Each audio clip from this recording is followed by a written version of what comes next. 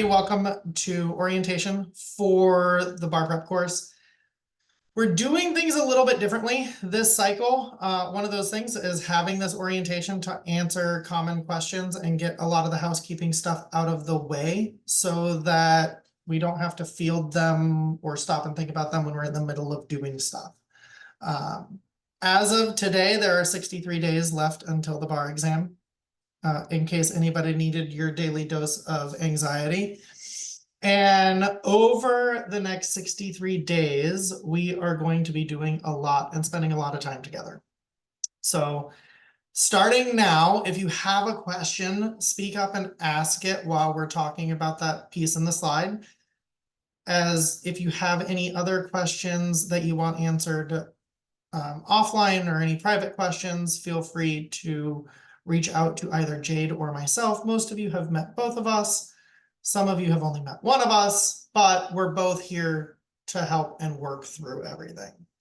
So that being said, in the orientation, we're going to talk about how the program works, our approach to bar prep, which is a little bit different, and the logistics of the next 10 weeks.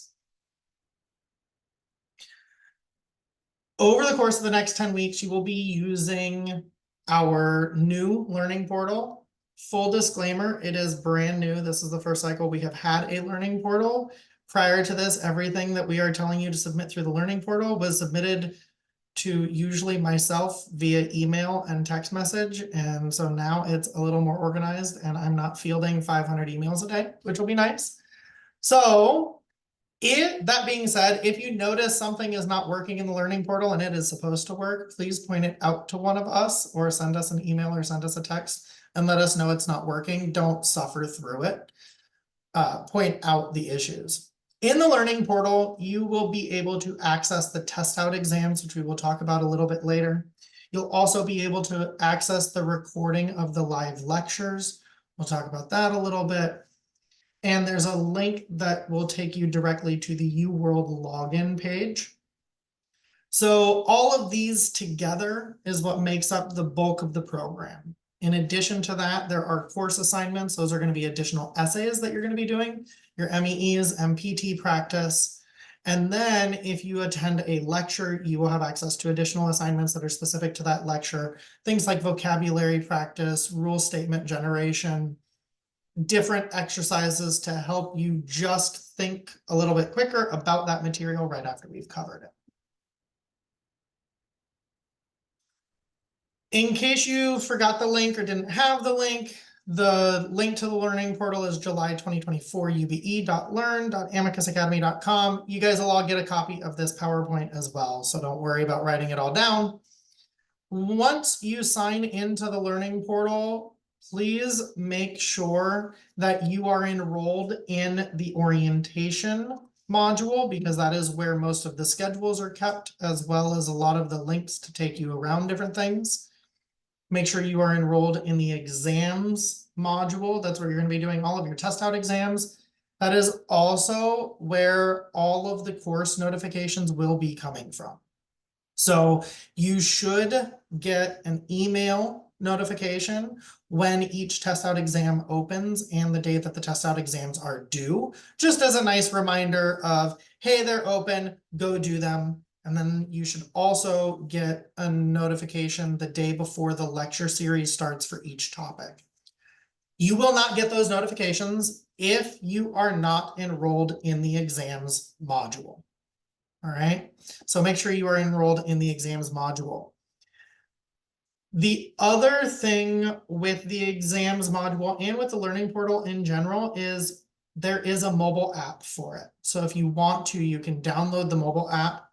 It is called the Zoho Learn, Z-O-H-O Learn app in the App Store. Feel free to download it. You can access everything in the portal through your phone. So if you are sitting at the DMV, like I know someone was today while they were doing paperwork, and you have a 2-hour wait, you can be taking a test out exam on your phone at the DMV instead of just sitting there feeling like you have to waste time. Once you log in, please do us a favor and update your name so that we don't have to memorize everybody's email address as you accept the invitation. It's really simple. Most of you have worked with technology before. It's exactly what you think. Click on the little circle in the top right corner with your initial in it, my account, edit, and fill in your name. Please do that so that when we are looking at the assignments that you submit, it actually has your name on it, and we don't have to go find your email in the other systems.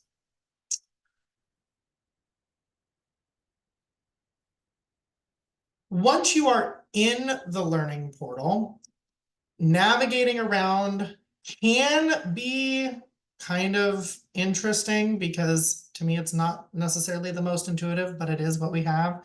So you are going to click on the Learning tab, and then everything that you are enrolled in is going to show up under My Learning. If you are not enrolled in the course and you want to be enrolled in the course, it is going to be under the Explore tab under the My Learning, or under the Learning tab. Does that make sense? Kind of. Yeah. All right. Keep in mind that everything that we do at Amicus is very customized, and it is on a per client basis. Because of that, we do not have large packages. As I've talked with most of you guys in the different strategy sessions and calls and talking about the different things we offer, we don't have like a set $5,000 or $10,000 package or $2,000 package. We work off of hour credits, and we can talk about that a little bit later too to make sure everybody's up to speed. But the big thing is everything is customized and billed as you go because we just work on a bank of hour credits. So there are warnings on every course saying, if you enroll in this course, you are also enrolling in the lectures and you will be billed for the lectures. The reason I am pointing that out now and also pointing out that there is an actual warning there is because if you enroll in the course through the Explore tab, it is the same as signing up for the lecture. So just understand that and make sure that if you click enroll, you really want to enroll, because when the request comes through, I'm just going to approve it and assume that you read the warning, as we're all going to talk about warning labels in towards anyway. You read the warning and you made a conscious, informed, and voluntary decision to move forward with it. All right. By the way, this is the start of all of my terrible legal puns that you will all be sick of by the end of this, and some of you will be making some yourself. Our general recommendations, we've kind of talked about a little bit before, but generally there are two components to our program. There are the live lectures. Again, we are the only company with live bar lectures. There's a company out there that says they have live lectures and then they just hire someone to push play, and you still watch the same recorded lecture that you would watch if you did it on your own from the comfort of your own home. But our components are the live lectures and the individual one-on-one sessions. You will see these terms show up on any statements that you receive from us, whether it's a billing statement to show you how the hours were used. If it says session, that denotes a one-on-one session with your designated faculty member. If it says lecture, then that could either be an actual lecture or the writing workshop, but that's how you're going to be able to tell the difference. Our general recommendation is if you do not pass both test out exams, there's a multiple choice portion and an essay portion to each subject. If you do not pass both exams, then you should take the corresponding lectures. The way the test out exams are designed is if you do not pass both exams, there is more than likely a substantive issue. There is a rule issue that is underlying what is going on. It is more than just an application issue. If you go into a one-on-one session and you have an underlying knowledge issue, you're not able to work on the dedicated individualized application strategies that you should be working on in your one-on-one sessions, because your faculty member has to stop and teach you the material. And quite frankly, if we have to actively teach material and rules in a one-on-one setting, it is a waste of your money. So do yourself a favor and do the live lectures. When in doubt, do the lecture, especially if you do not pass both test out exams. You end up paying less than half price if you do it that way. If you have any questions, talk to your designated faculty member or reach out to me. I'm happy to talk to you guys. I also have some one-on-one clients. So if you reach out, as I've told most people, if you reach out and I don't respond within a couple of hours, text me again and just bump yourself up higher in the list of text messages and we'll work it out. The other time we recommend lectures is if you are sitting at home and you are freaking out because it is 9 o'clock at night, the night before a lecture starts, and you feel like you know nothing about the lecture, but you barely scraped by on the test out exams, just take the lecture. We're never going to be upset that you did do more than what you may have needed, but it's a lot harder to go back and fill in those gaps after we're beyond that. Does that make sense? Okay. Emily, I'm going to start picking on you because you and Ryan are the only two with your cameras on other than Jade, who teaches, so she's not helpful. So I'm looking at you two for the like nods or the deer in the headlights here. The other recommendation that we have is surrounding your sessions. Generally speaking, we recommend that you have 2 sessions per week and that each session is 2 hours long. A lot of people come back and say 2 hours is too long. I assure you 2 hours oftentimes is not even enough because we don't really start digging into material until we're about 45-ish minutes in. That's where we start finding those issues and start being able to dig down and addressing the problems that you're having. Whether it be substantive, whether it be application, no matter what it is, it takes time to uncover what it is, right?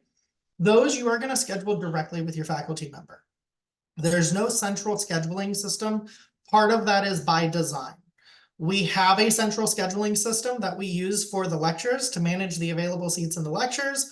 We do not use that to schedule one-on-ones because we want to promote communication between you and whoever you are working with. So schedule those individually and make sure that you're reaching out and communicating regularly. Any questions on that or recommendations? Keep in mind that these are general recommendations and these recommendations will change as you go through the program.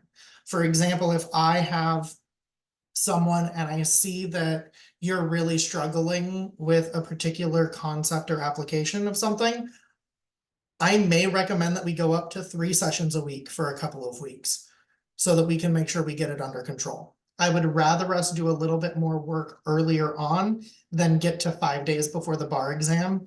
And now all of a sudden we have a problem to fix and we don't have enough time to fix it. Everybody with me? Okay. So let's talk about our full approach.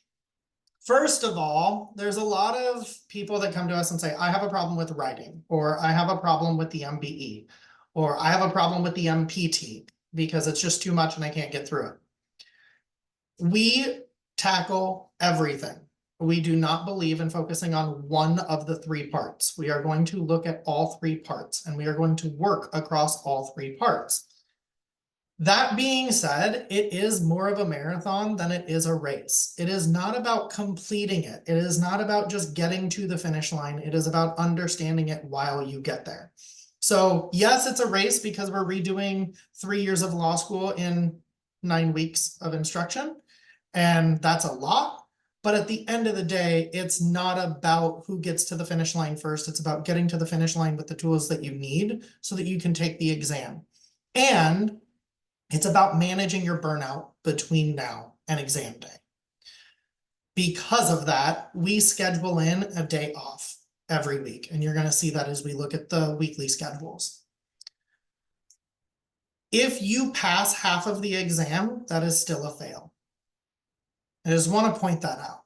If you focus on writing, if you focus only on one piece of the exam, the MEEs, because you felt like you were terrible at writing last time, or the MPTs, because you felt like you ran out of time on those last time.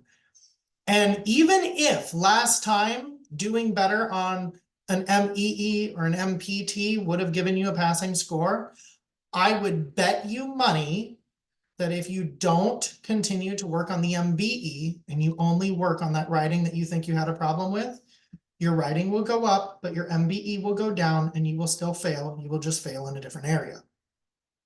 So make sure that you are dedicating time to all three parts. Does that make sense to everybody? Okay, that is one of the most common issues that I see with people in bar prep. So to show that we are working on all three, let's talk about the numbers for a minute.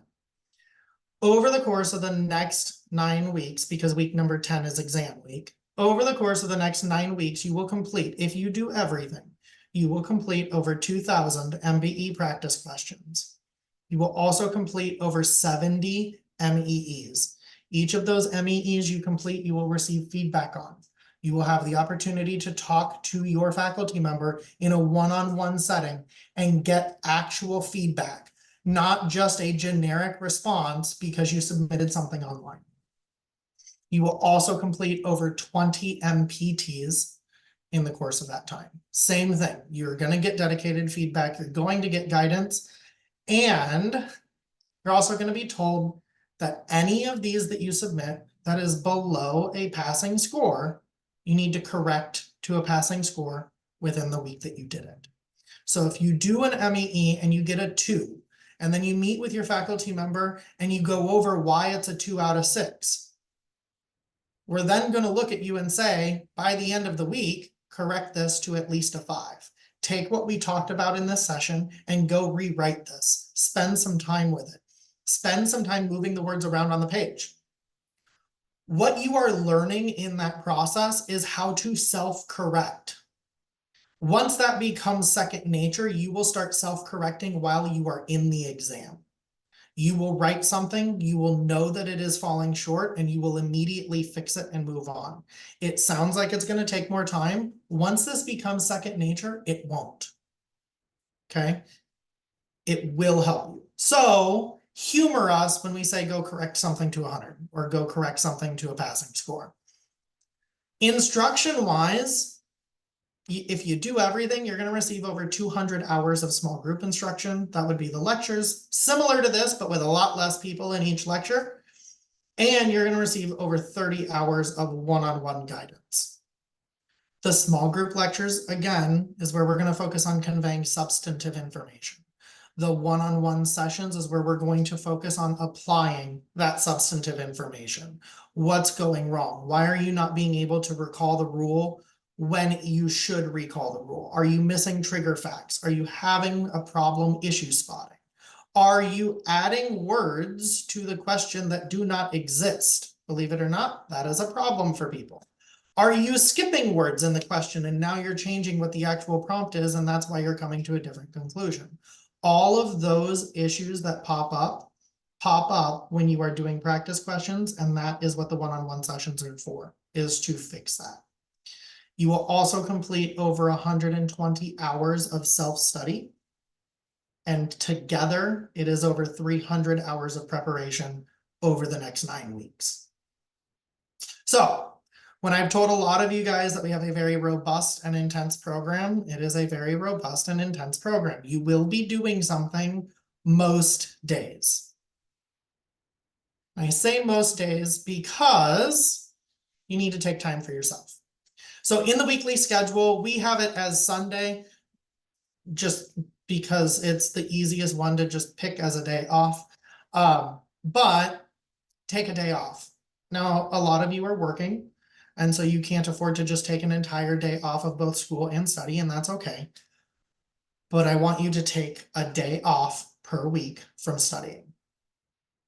What that looks like is you're going to get up in the morning and you're going to do your 5 to 10, what we call wake up questions. And we'll go over that in a bit. You're going to do your 5 to 10 wake up questions, and that's it. I don't want you looking at any other material for the rest of the day.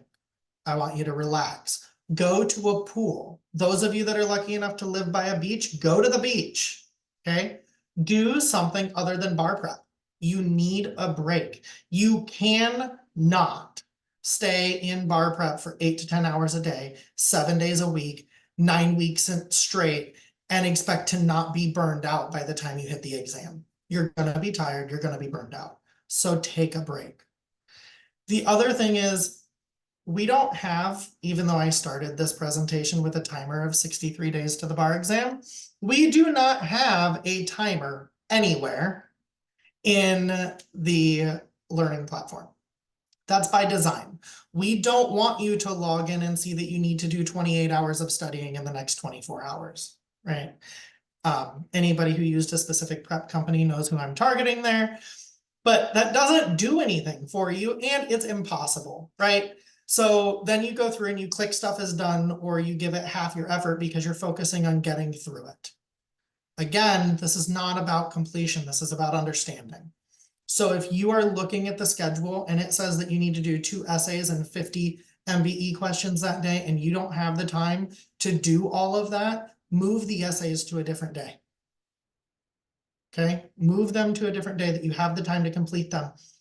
My only thing is going to be keep them within the same week.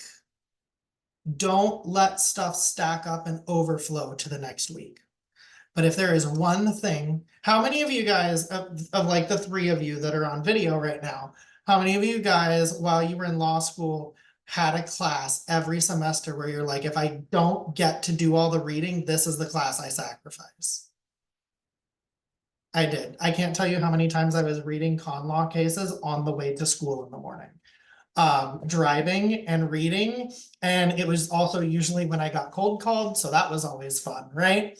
Thank God for Control F and electronic textbooks. Okay, but we don't have that advantage at the bar exam. If there is one thing that you sacrifice and you move to a different day, it's the essays. It is not the multiple choice practice.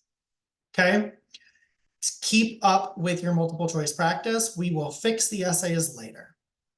So stay on track, but that doesn't mean you have to do everything on the day that it needs to be done. You can flex it, just keep it within that week. And you'll see that a little bit more in the weekly schedule, but stay on track by week. Don't worry about by day as much. The other thing is keep in touch with whoever your faculty member is. There will be times where you wake up and you don't have the mental capacity to do something. That's okay. Just text us, call us. If you've walked yourself up to a ledge and you need to be talked back off of the ledge, call us. Okay, we will do it. We've had several clients in the past where I would end up on the phone just complaining about the bar exam and talking them off a ledge at least twice a week. So we're used to it. Just call us. We'll get you calm back down and get you moving. Any questions? All right. Let's talk about the logistics of everything. So, couple of things that you need to be aware of and make sure you have blocked off in your calendar right away. First is the mock bar exam. You need to be at the mock bar exam. It is Saturday and Sunday, June 29th and 30th. It is the last weekend of June. That being said, I want you to notice that it says 8:30 a.m. to 4:30 p.m. local time. Everybody in this Zoom call, we are split across all 4 time zones of the continental United States, which means we will have 4 different start times. We will have 4 different lunch times. We will have 4 different end times. You need to pick the time that corresponds to when you are taking the exam. So if you currently live on the East Coast, but you are taking the exam on the West Coast, you need to log in for the West Coast time. Does that make sense to everybody? The whole point of this is to replicate your exam day. It's to replicate the pressure. It is to replicate the time that you need to get up and get ready. So even though your commute is only 30 seconds to get up, and so half of you are going to get up at 8:25 and log in at 8:30, even though I'm telling you not to. If it would take you 45 minutes to get to the testing center, then you need to wake up, get ready, and sit there for 45 minutes like you would be commuting. Okay? If you're gonna get up and take a shower and comb your hair and brush your teeth and put on real clothes and get out of your pajamas for test day, then do that for the mock exam. Clear off your desk, clear off your space so that it is as identical as possible to what you will see on exam day. There is a benefit to replicating the exam. Okay. The other one is the mock MBE. So we did not want to completely torture you with adding an entire second mock bar exam the Wednesday before the bar exam. So we're just going to do the MBE. This MBE is going to cover every MBE topic. So it will simulate day 2 of the exam. So it's a second simulation. It also is going to be based on your local time. With both sets, the full mock bar and the mock MBE, you should receive your MBE score within a couple of hours of the last time zone completing the MBE portion. Okay. For the essay portion of the mock bar, we are hoping to have all of your essays graded and returned to you within 24 hours of you submitting them on the day of the mock bar. Once we give them back to you, we are hoping that we will have it down enough to give you your scaled score based on how you performed on the MEEs, the MPTs, and the MBE portion of the mock bar. Does that make sense to everybody? Okay. Now, for any of you that are looking at this, you're sitting here looking at it and you're like, well, it's okay, 9 weeks of learning, but we're taking the mock bar at like week number 5. So we've only covered like 2/3 of the material. You're right. We have only covered 2/3 of the material. What that means is only 2/3 of the material is game for the mock bar. So it will still give you a good simulated score because we're not testing you on the subjects that we have not taught yet. So for those of you that are using another bar prep program and you are using us to supplement that program, we need you to change how you're working through the pre-recorded program and follow our schedule. You can get that schedule by looking at the lecture schedule and just go in that order topic by topic. So for example, tomorrow we start with civil procedure. If your pre-recorded bar prep program has you starting with torts, don't start with torts, just scroll through to civil procedure and do it out of order. They do not have humans guiding you. Here, you have humans guiding you. So let's all stay on the same page and make sure that we're all actually set up for this. Does that make sense to everybody? All right. Finally, the last date is kind of a fun one. It's a drop-in, drop-out Q&A, but we finish it off with a happy hour. So from 5 to 7 Central on the Sunday before the bar exam, we open up a Zoom and you can come in and ask questions and get answers and kind of finalize and solidify your knowledge.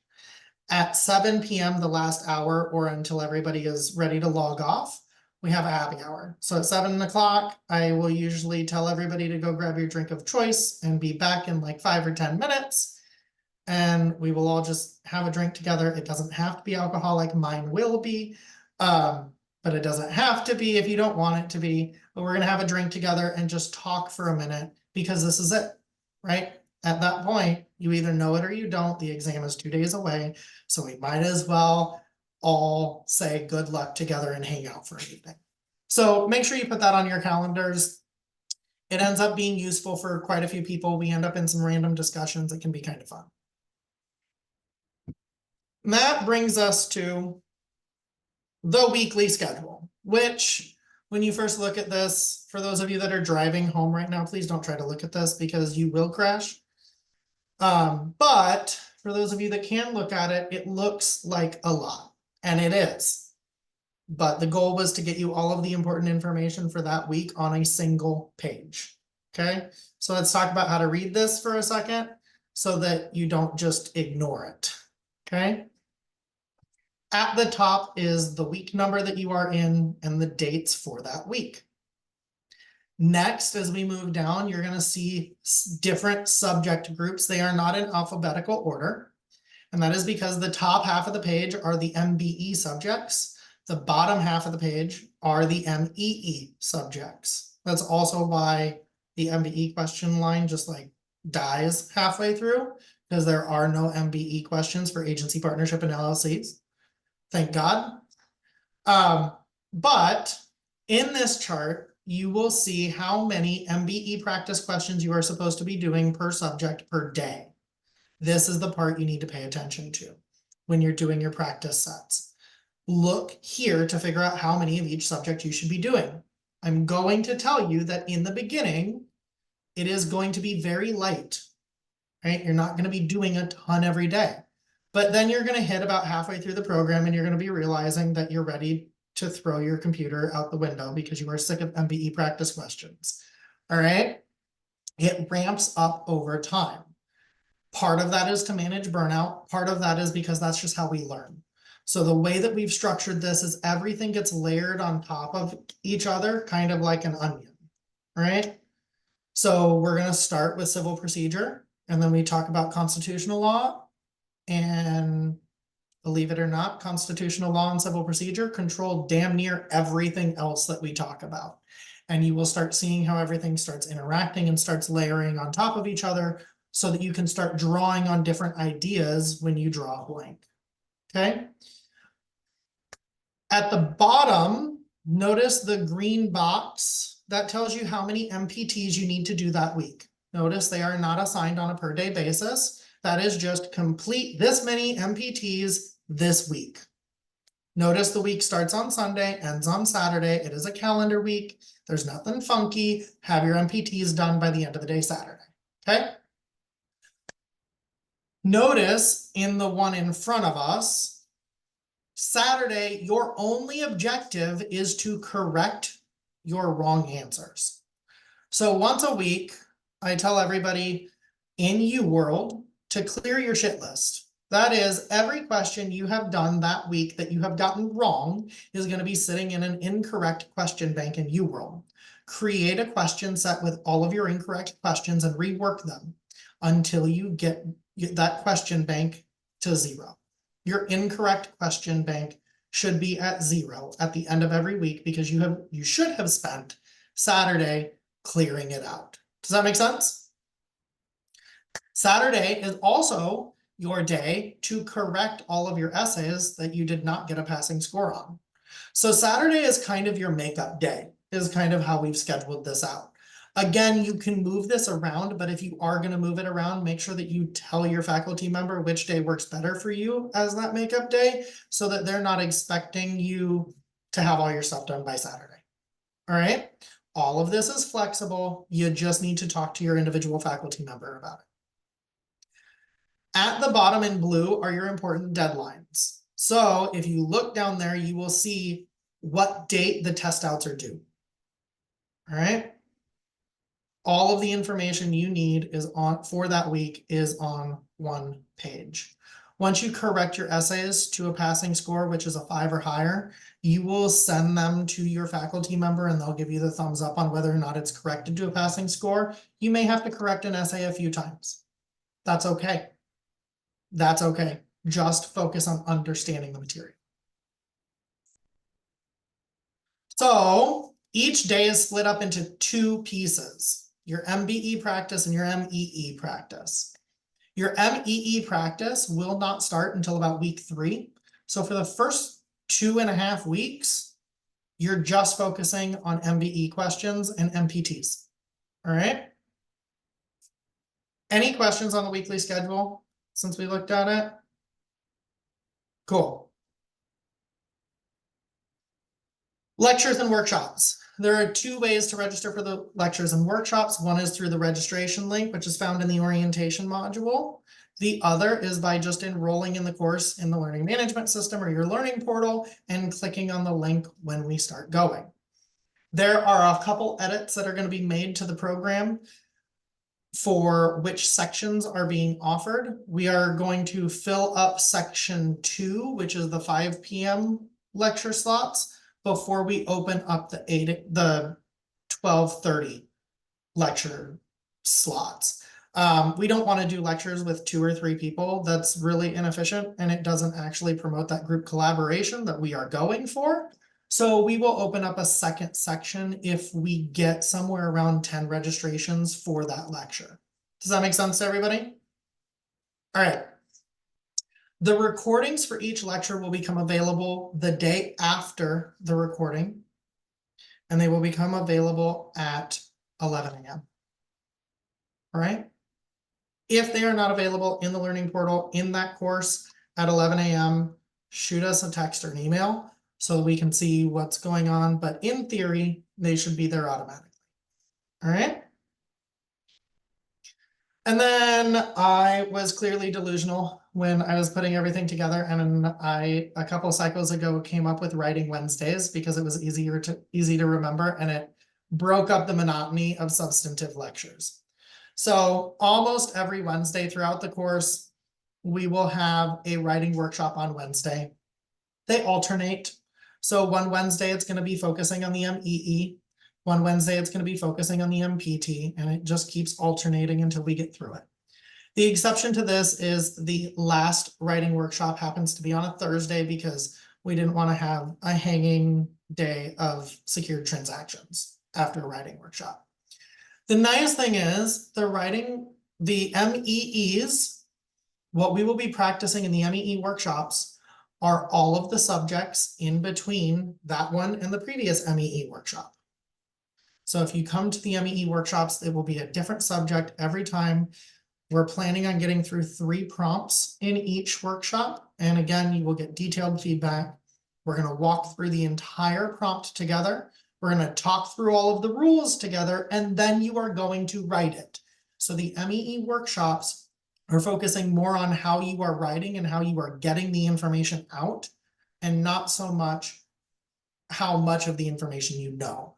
So even if you are weak on a subject and you're like, I know nothing about civil procedure, it's my worst subject, I can't do it, still show up to the MEE workshop because we're going to give you the rules you need anyway. And now you can focus on just getting it on the page. Okay. The MPT workshops, we're going to work through every variation of MPT that there is.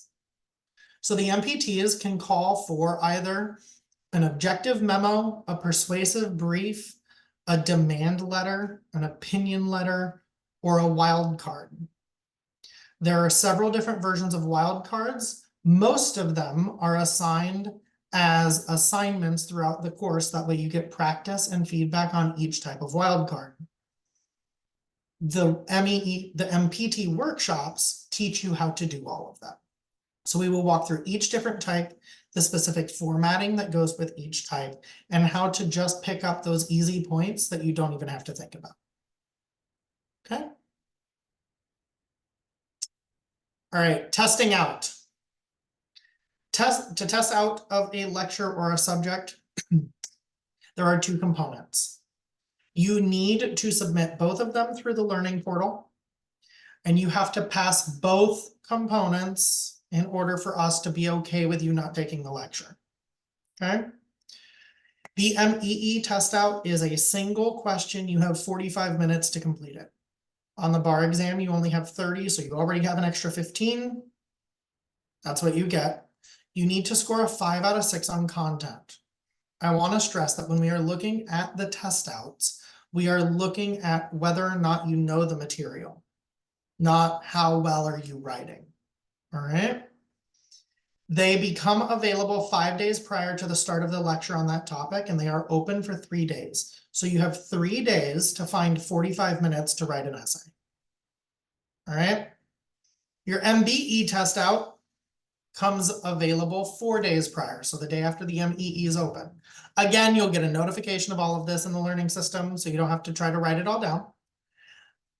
For the MBE, you need to score a 24 out of 30 in order to pass, which is an 80%.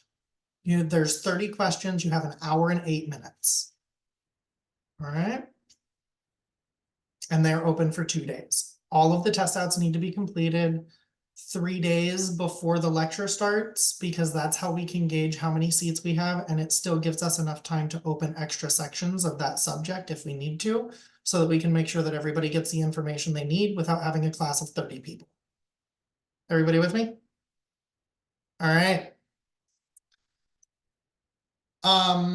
The other thing that I will say with test outs, because there are a lot of dates to manage, is if you look at the orientation portal, there is a course calendar in there. It's a Google Calendar. That way it's easy to plug into everything. You can subscribe to that calendar so that it can all be on your phone if you want it to be. There is a separate calendar for each cycle of the bar. So if you add this one, you're not going to get inundated with next cycle after you pass and end up with a bunch of other notifications. So feel free to subscribe to the calendar and don't worry about deleting it. But that is something that can help you keep the dates straight. And finally, one of the other big questions that we always get asked halfway through is billing. So we will bill twice per month. Now you've all pre-bought a bank of hours, or most of you have pre-bought a bank of hours. What we're going to do is bill against those hours twice a month.